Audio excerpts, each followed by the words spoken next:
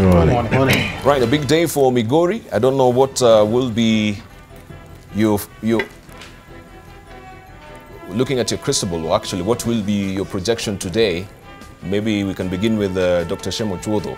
Looking at all these dynamics and of course hearing of the sentiment from Ochillo Ayacko as well, what would you say?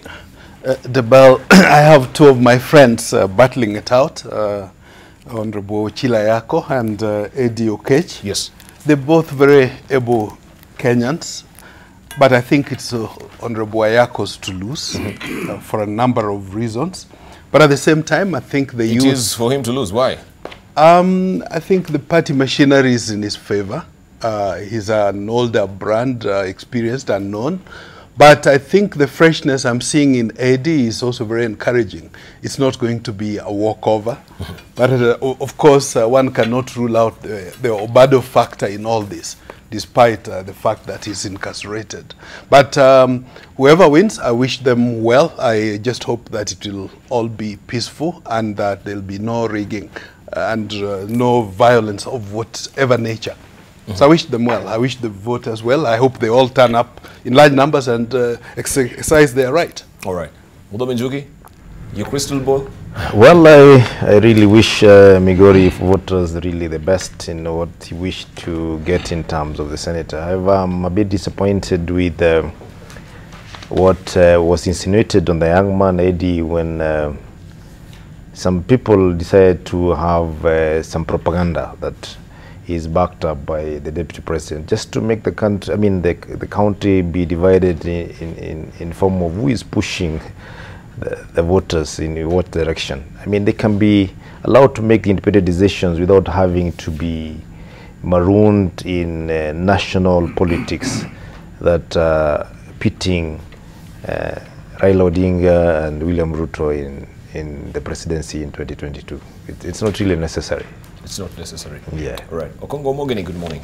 Morning. Yes. Yeah. I think the bigger picture in Migori is that democracy is taking roots. I think in previous years, there is no way somebody could have even had a dream of waging a very strong challenge on an election where a party like ODM has fielded a candidate. So we give it to the people of that county that they have given this young man a chance to also put a very strong fight in the elections. But I think Ochillo Ayacko is a fairly experienced politician, yes, having served in parliament in the early 2000s for 2 terms, former cabinet minister. He's got the support of ODM, which I think has a very strong presence in Migori County.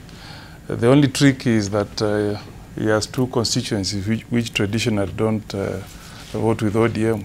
That is Kuria East and Kuria West. And I think if the voter turnout is fairly good from Kuria West, then there should be a fight. But I think Ochillo should bag it. Okay, let's hear from Pogisio. Good morning. Good morning.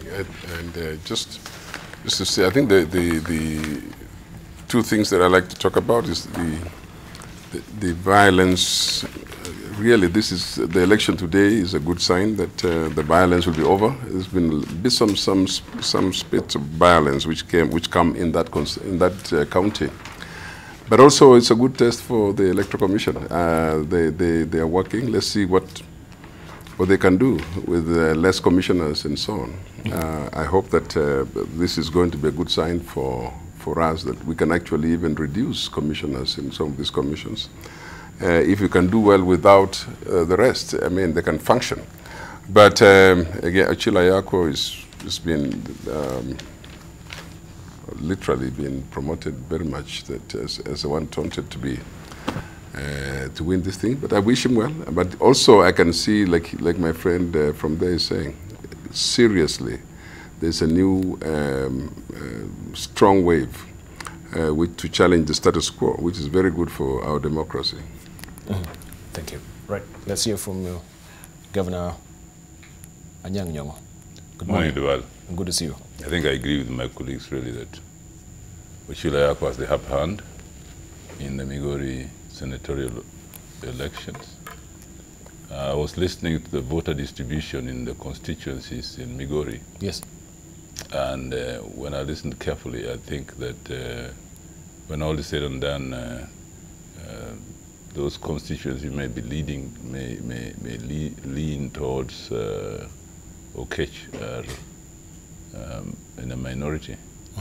If you combine the votes in West and East Kuria, assuming a voter turnout of 30% in a by-election, and then you look at voter turnout in the other constituencies, supposing you say that Uriri will go with East and West Korea, still a 30% average, it gives a high chance for the other constituencies to elect Ochillo Ayacko.